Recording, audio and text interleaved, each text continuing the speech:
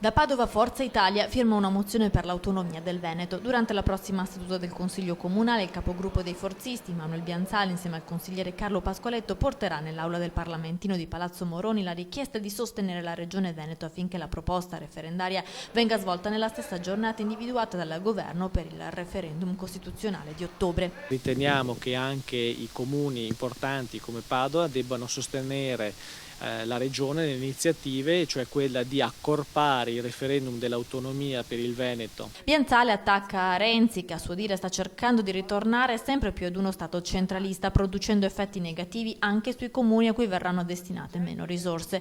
La mozione chiede che il referendum sia svolto ad ottobre nella stessa giornata del referendum costituzionale perché farà risparmiare i veneti. Si prevede che lo svolgimento del referendum per l'autonomia del Veneto venga fatto alla stessa giornata del referendum costituzionale, riporti ad avere un risparmio di oltre 14 milioni di euro. La mozione, firmata da Bianzali e Pascoaletto, sembra però aver spaccato il gruppo di Forza Italia in Consiglio Comunale, visto che non è stata firmata dagli altri consiglieri Lodi e Turrin, ma il capogruppo scaccia le nubi di tempesta. Non c'è nessuna spaccatura, noi con il consigliere Pascoaletto abbiamo ritenuto di attivarci perché questa mozione venga presentata al comune di Padova, che è un comune molto importante, una città molto importante del Veneto, proprio per sostenere le attività che ha fatto il Consiglio regionale.